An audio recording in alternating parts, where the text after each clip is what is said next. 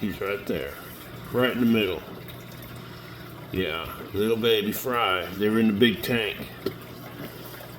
Well, not the big tank, but this tank. 29 gallon. Much better. They're very active. They're swimming everywhere, and you can't see them because they're so small. But they're in here. You know how many?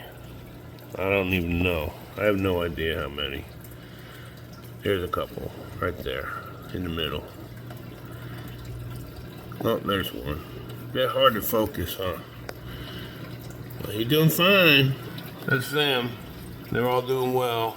There's one. Oh, goodness. Look at the size of them. Yeah. They're doing pretty good. Plenty of food.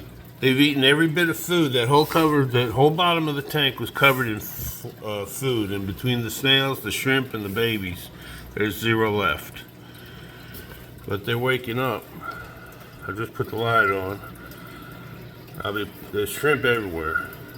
There's the baby. Yeah, so I'm gonna feed them here in a minute. Well, we got other things to talk about. We got bigger fish to fry than that. Because we had Betta drama yesterday. So there's Mama Betta, alive and well. But she did not have a good time yesterday because I put her in the tank with the male.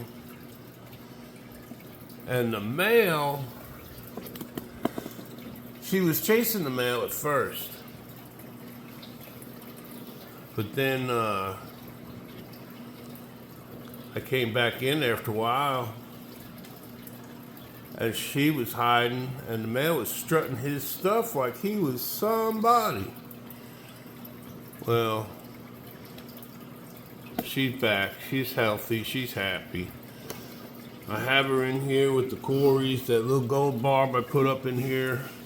The corys, there's a plant dying or something in there, and it is just spreading those leaves everywhere. I cleaned this tank out yesterday. There was no dead anything in there yesterday. And now look, what a mess. What a mess. Those corys are waiting for breakfast. There's going to be a change in the weather. We got the tumbler ready. We got the breeder box out of the bottom tank. We're ready for some new eggs. And I think they'll be coming. The faded, larger ones are the females. The smaller, more colorful ones are the males. And they look a little faded, but I think a couple males chasing that girl. I don't know. They're loaded with eggs, though.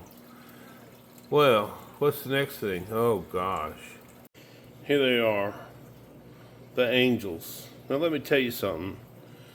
I thought I could tell the boys from the girls by their behavior. They were in the breeding mode, and I don't know how many times I wound up with two females thinking I had a pair because they behaved like a pair. But they weren't a pair. They were two females. And I've did that 3 or 4 times, and they're laying like massive amounts of eggs. And they're all fungusing. Why? Because they're not fertilized. It was horrible. So, now we're done with that. One of those little, I call them ghost angels because they look kind of ghosty looking. Anyway, one's a male, one's a female, and the marble one, I think, is also a female. So it should have, the majority of my angels are females. I think I have maybe 2 males, which, you would think that's great, but no, it's not good because they pair off. They don't breed like guppies or like Corydoras, where it's like a frenzy, They don't breed like that. When you start seeing them clean that cone off, that's when they're getting ready to lay eggs. Well, they're not doing it yet. Right now, they see me, they see the light on, they're looking for breakfast. Another thing I'm going to try feeding them, because they're very finicky eaters. I put that flake food in. They really don't like it, but I think I got the answer. They like the veggie food a lot. So I got some goldfish food I want to give them. It's ordered. So anyway, there you have it. There's I think those two will be my next pair. I think legitimate pair, because I keep having male-female issues. But I saw them in action. I saw their little organs, and I said, and the little light bulb went on and said, oh, that's what they mean. Yeah.